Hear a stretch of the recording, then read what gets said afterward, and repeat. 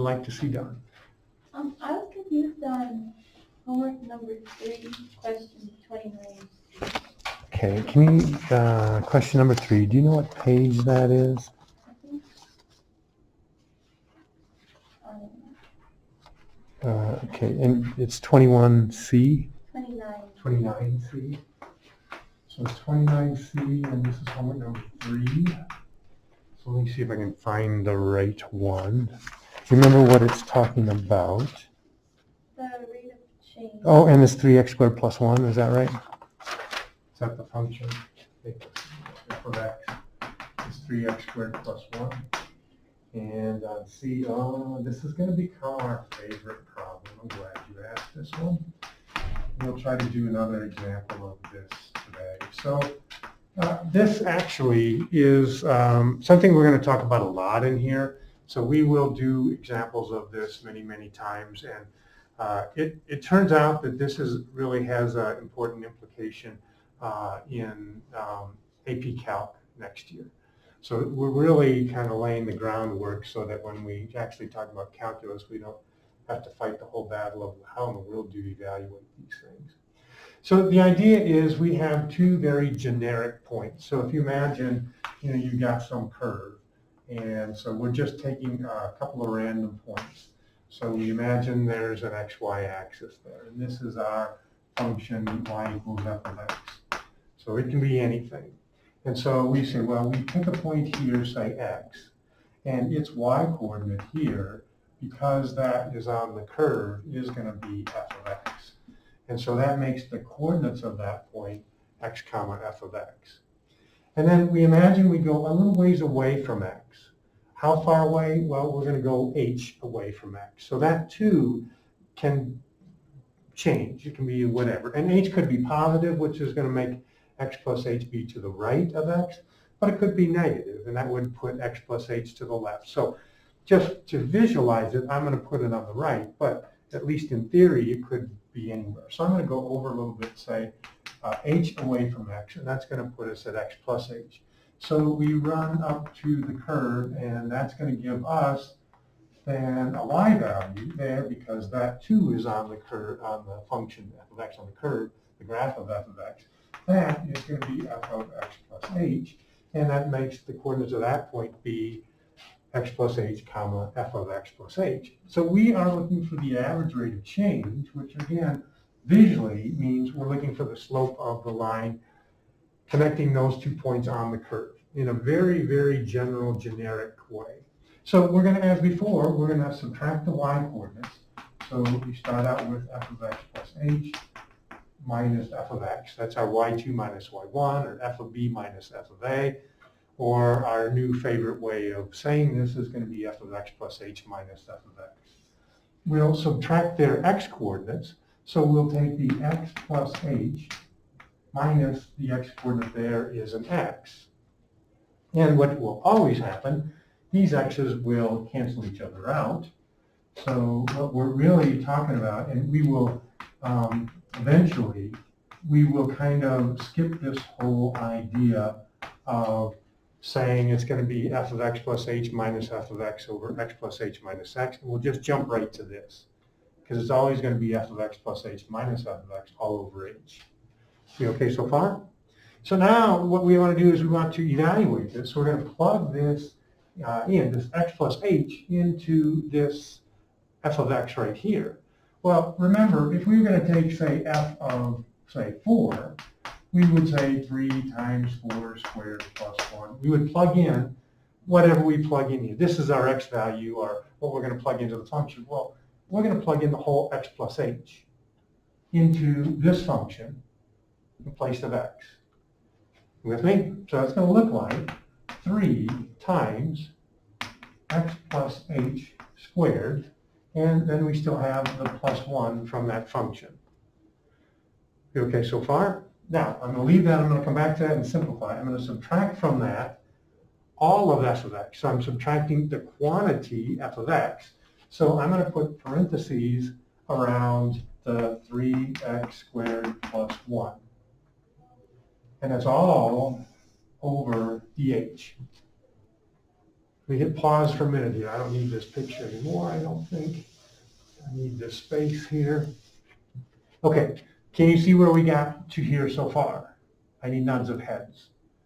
Okay, so now we're going to do this a lot. So when we square out a binomial, x plus h quantity squared, I want to be able to do this with a shortcut because I'm going to get tired. I mean, you can always multiply it out this way. That's fine. But I get tired of doing that. So my claim is we can shortcut this, and I don't know if you have seen this before or not.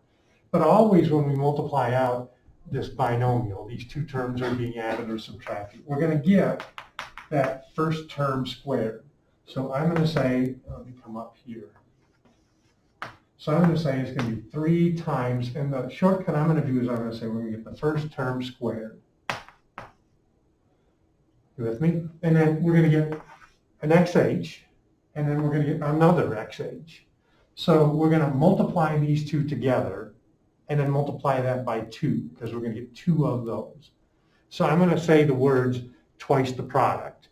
So multiply these together, and then multiply that answer by 2. And that's the next term is going to be a 2xh. So I'm going to say first term squared, twice the product, and then when you multiply the second term, you're going to get the second term squared. So I'm going to say plus the second term squared. So the shortcut, the way I'm going to do this in the future, is I'm going to say when you square this out, we're going to get the first term squared, twice the product, plus the second term squared. And I don't have to do all of this stuff. Okay? Now, I still have the plus 1 from here. Now, we're going to distribute the negative here, so that's going to become a minus 3x squared and a minus 1, still all over h. Good to go? So we're going to distribute the 3, and then we're going to start combining terms. So we're going to get 3x squared. That's going to become a 6xh, a 3h squared, the plus 1, and then a minus 3x squared and a minus 1 all over h. Now, like I said, we're going to do a lot of these. What's going to happen at this stage, it is going to look similar in every kind of example we do. At this point in time, this is kind of how you know you're on the right track and you're going to know when you're finished. Anything in the numerator that does not have an h in it should cancel. So you see a 3x squared does not have an h in it, and there's a negative 3x squared here that's going to cancel it. That's got an h, that's got an h, that doesn't have an h, and there's a minus 1 here to cancel that. That's kind of like reassuring. Okay, well, we may be on the right track here because everything without an h canceled. So what's left then, create more space here. So now we have the 6xh plus 3h squared all over h. Always at this point in time, since the stuff without h's in it canceled, what's left has an h in it. And we have this h in the denominator. So we will factor an h out of the numerator. So I'm not trying to do greatest common factor. I'm just going to factor an h out of the numerator so I can cancel it with the denominator. So that's going to be an h times 6x plus 3h all over h. And this is how we know we're finished, because this will always happen if we do it correctly. The h's are going to cancel. And so our answer is going to be 6x plus 3h. Make sense? Kind of fun. Great sense of accomplishment when you're done. And it will pick up next year in AP Calc, and we'll start with this and then do more with it, because that's going to lead to what we'll call the derivative. Other questions from the homework? Number 5. Number 5. Homework 3. Okay. Do you know what that is? Or you want me to bust out my book? Am I going to need that? I think I have it here somewhere, actually. So is this, are we talking about table 1.10, 1.10 on page 10? Does that sound right? Gives the annual sales in millions of smartphones and feature phones, and what was the average rate of change of annual sales for each of them between and so on. Do you want to do any one in particular? Or? A. A. So all of them were kind of tough. Yeah. So let's do the first one and see if that clarifies, and then we can do more if you like. 2010 and 2012. 2010, so we're in between 2010 and 2012. So our, let's see if I can find our table on smartphones.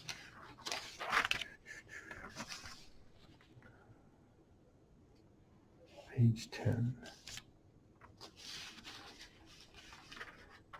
Detachable pages are kind of nice.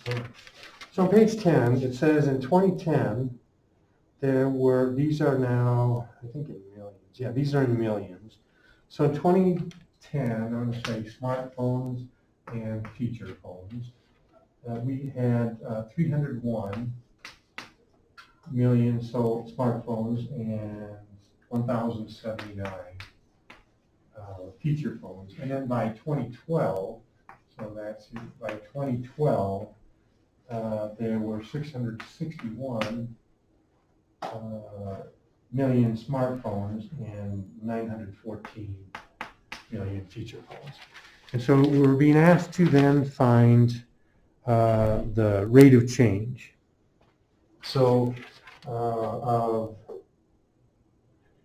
each of them, given that, what is the average rate of change of each of them? So let's do for smartphones, we'll choose yellow, and for feature phones, we'll choose green.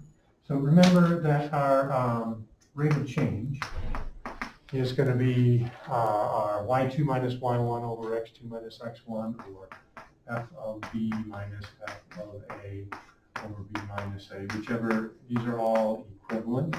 So what we want to do as you look at this table is see what is the dependent variable, what's like the y value, and what's the x value, the independent variable. And so this is going to be serving as our independent variable, and then this is going to be our like y value or functional value. So for the smartphones, we're going to take the, and I'm going to go from right to left so I can avoid the negatives, but it doesn't matter. So if I go 661 minus the 301, see where I'm getting those numbers from? And then I'm going to take the 2012 minus the 2010. And so, let's see, it looks like that's going to be 360. Does that sound right? And that's going to be 2. And so that's going to be 180. It's going to be your average rate of change. Now, they're going to eventually, I think at the end in part C, say, interpret what the results in terms of sales. So what this means, so we're really trying to say, in the context of this problem, what are the units and what does that really mean? So remembering that these values here are going to be sales in millions, and this is the number of years. So this rate of change is going to be the rate in millions of phones sold per year. So in millions per year. So it's an average. So between 2010 and 2012, we sold on average 180 million phones per year. Does that kind of help? Yeah. That get you going. Anything else? Okay. Well, let's do, let me see where my time is. 15. So I'm going to start on the lesson then, but my hope is that I can come back. What I'd really like to do is to be able to come back and do some more examples of that average rate of change with f of x plus h minus f of x all over h. So hopefully we can come back to that. I just have to figure out where I put my brains.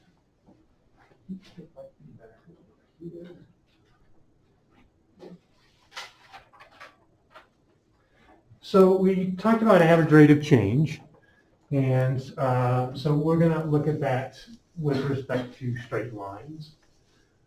So you can sort of see, so if we take an XY axis here, and suppose we have some straight line that goes through there, then if we look at the average rate of change, what we're going to do is we're going to pick, a couple of points on the line, and we're going to, as we said before, we're going to look at the change in y over the change in x. Now, if we use those 2 points, we're going to get whatever it is. So that's going to tell us, what's another name for what that's going to be in the case of a straight line? Or in the case of, it's going to be, The slope. it's the slope, right? So we said that's going to be the slope of the line between those 2 points on the curve in general.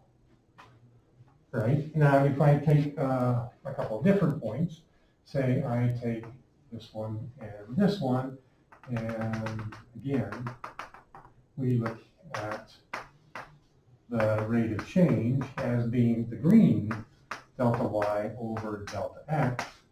What is that going to be? Well, it's still going to be the slope of the line joining those 2 points on the curve. It's going to be equivalent. But they're going to be the same, exactly. So because, now in general, if we had a function that wasn't linear, that wasn't a straight line, then, looking at the average rate of change, the slope of the line between 2 points on the curve could be very different depending on, which points that we picked.